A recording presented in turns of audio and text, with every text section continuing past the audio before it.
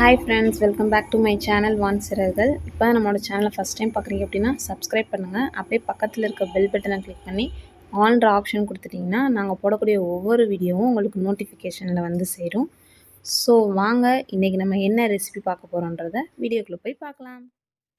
இன்றைக்கி நம்ம வான்சிறகுகள் சேனலில் நம்ம உடம்புக்கு குளிர்ச்சி தரக்கூடிய அதுவும் நம்ம வீடே மணக்கக்கூடிய வெந்தய குழம்பு எப்படி செய்கிறதுன்னு தான் பார்க்க போகிறோம். வாங்க ஃப்ரெண்ட்ஸ், ஈஸியாக எப்படி செய்கிறதுன்னு பார்க்கலாம். இன்றைக்கி நான் வந்து உடம்புக்கு கூடுதல் ஆரோக்கியம் தர்றதுக்காக மண் சட்டியில் தான் நான் வெந்தய குழம்பு வைக்க போகிறேன். இதுக்கு ஃபஸ்ட்டு நான் ஒரு 5 கரண்டி, சின்ன கரண்டியில் 5 கரண்டி அளவுக்கு நல்லெண்ணெய் சேர்த்து அது கூடவே கடுகு சேர்த்துக்கிட்டேன். கடுகு பொரிஞ்சதும் கொஞ்சமாக வெந்தயம் சேர்த்து 2 மிளகா வத்தலையும் கிள்ளி போட்டு அது கூடவே ஒரு 20 வெள்ளைப்பூடை நறுக்கி சேர்த்துக்கிட்டேன். பூண்டு கொஞ்சம் வதங்கினதுக்கப்புறமா ஒரு 150 சின்ன வெங்காயத்தை இந்த மாதிரி கீரி சேர்த்து அதையும் கொஞ்சம் நல்லா வதக்கி விட்டுக்கிட்டேன். இந்த டைமில் நான் கருவேப்பிலையும் சேர்த்து ஒரு வதக்கி விட்டுக்கிட்டேன். அடுத்ததாக நான் வந்து பழுத்த தக்காளியாக ஒரு தக்காளி, பெரிய தக்காளி சேர்த்துருக்கேன். இதில் வந்து நம்ம நிறைய தக்காளி வெந்தய குழம்புக்கு சேர்க்கக்கூடாது. அதனால நான் ஒரு தக்காளி மட்டும் சேர்த்துட்டு இது வதங்குறதுக்காக கொஞ்சம் கல் உப்பும் கொஞ்சம் ஒரு 1/4 டீஸ்பூன் அளவுக்கு மஞ்சத்தூளும் சேர்த்து நல்லா வதக்கி விட்டுக்கிட்டேன். இது நல்லா வதங்கட்டும். இந்தளவு வதங்கினதுக்கப்புறமா நான் வந்து ஒரு 3/4 டேபிள் ஸ்பூன் அளவுக்கு தனி மிளகாய்த்தூள், 1 டேபிள் ஸ்பூன் அளவுக்கு குழம்பு மிளகாய்த்தூள், 2 டேபிள் ஸ்பூன் மல்லித்தூள் சேர்த்து இதை நல்லா வதக்கி விட்டுக்கலாம். மசாலா வாடையெல்லாம் அந்த எண்ணெயிலே நல்லா போகட்டும். மசாலா வாடை போனதுக்கப்புறமா நான் ஒரு பெரிய லெமன் எலுமிச்சம்பழம் சைஸ் புளி வந்து ஊற வச்சு கரைச்சி வச்சுருக்கேன். அந்த கரைசலை நம்ம சேர்த்துக்கிடுவோம். இதுக்கு நான் சேர்த்துருக்கிறது வந்து கழனி தண்ணி தான் சேர்த்து புளியை கரைச்சேன். நீங்களும் கழனி தண்ணியை யூஸ் பண்ணுங்கள், குழம்பு இன்னும் ருசியாக இருக்கும். நெக்ஸ்ட்டு இந்த டைமில் நம்ம உப்பு புளி காரம் செக் பண்ணிக்கலாம். உங்களுக்கு எது கம்மியாக இருக்கோ இந்த டைம் நீங்கள் ஆட் பண்ணிக்கோங்க. எனக்கு வந்து உப்பு கொஞ்சம் கம்மியாக இருந்தனால நான் உப்பு மட்டும் சேர்த்துட்டு ஒரு தட்டு போட்டு மூடி கொதிக்கட்டும்னு சொல்லி கொதிக்க வச்சுட்டேன்.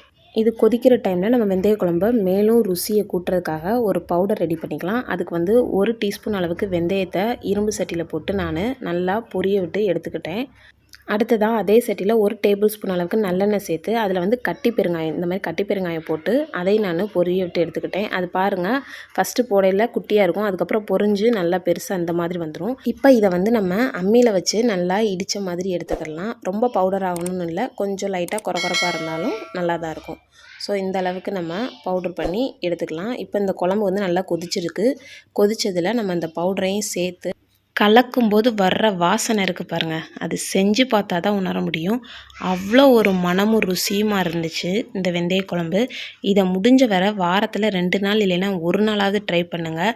நம்மளோட உடம்பை வந்து குளிர்ச்சியாக வச்சுக்கிறதுக்கு வெந்தய குழம்பு ரொம்பவே யூஸ்ஃபுல்லாக இருக்கும். ஸோ இப்போ நம்ம பிளேட்டை போட்டு மூடி சிம்மில் வச்சு இன்னும் ஒரு 5 நிமிஷம் கொதிக்க வச்சுக்கலாம்.